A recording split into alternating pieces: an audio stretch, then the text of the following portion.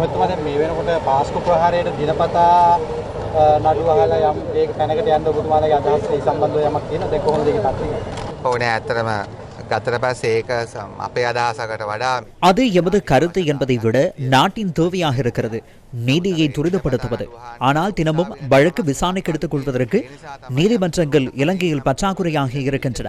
ஆகவேதான் முன்னாள் அமைச்சர்களுக்கு வழங்கப்பட்டிருந்த உத்தியோகபூர்வ இல்லங்களை தற்போது 4 நீதிமன்றங்களாக மாற்றியமைத்து இவ்வாறான ஈஸ்டர் தாக்குதல் வழக்கு, முன்னாள் அமைச்சர்களின் ஊழல் தொடர்பான வழக்கு, போதைப்பொருள் கடத்தல்காரர்களுடன் தொடர்புடைய வழக்குகள் இங்கு மேல் நீதிமன்றத்தில் விசாரணைக்குட்படுத்தப்படுகின்றன. இந்த மேல் நீதிமன்றங்களுக்கு மேலதிகமாக இன்னும் சில மேல் நீதிமன்றங்களை அமைக்க வேண்டும் என நீதியமைச்சர் பிரதம நீதியரசரிடம் கோரிக்கை விடுத்துள்ளார். மேல் நீதிமன்றங்களுக்கு நீதிபதிகள் நியமிக்க முடியும் என்று பிரதம நீதியரசர் ஒப்புக்கொள்வாராயின் அதற்கான வசதிகளை ஏற்படுத்திக் கொடுக்க நாங்கள் தயாராக இருக்கின்றோம்.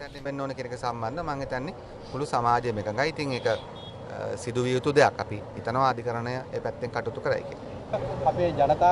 நம் மக்கள் காணும் வகையில் கடந்த காலங்களில் இருந்த ஜனாதிபதிகள் மற்றும் அவர்களின் பிள்ளைகளுக்கு தண்டனை கிடைக்கவில்லை. நீங்கள் தொடர்ந்தும் அதை தாமதிக்கின்றீர்கள். නෑනේ ඒගොල්ලෝ එක දිගටම උසාවිය යනවා. ඒගොල්ලන් ඔක්කොම අහුවෙලා තියෙන්නේ. இல்லை, அவர்கள் தொடர்ச்சியாக நீதிமன்றத்திற்கு செல்கின்றார்கள். அவர்கள் அனைவரும் பிடிபட்டிருக்கிறார்கள். இது இடைவேளை போன்று தொடர்கின்றது. நாமல் ராஜபக்ச சிஐடிக்கு கான்செர்ட்டை அணிந்து கொண்டு சென்றார்.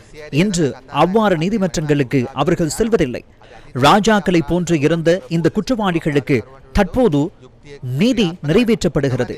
ஒரே விடயம், நாங்கள் அவற்றை அரசியல் ரீதியில் விரைவுபடுத்தி செயற்படுத்த மாட்டோம். நீதிமன்றம் சரியாக செயற்படும் என்று நாங்கள் நினைக்கின்றோம். இந்த வருடத்துக்குள் பெருமளவானோருக்கு நீங்கள் கூறுவது போன்று தண்டனை கிடைக்கும். அது தொடர்பில் எந்தவித சந்தேகமும் எமக்கு இல்லை.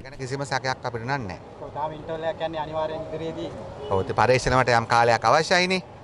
ඒ කාලය තමයි ඒගොල්ලෝ වොයිස් එකක් දීදී මේ මයික් බලන්න.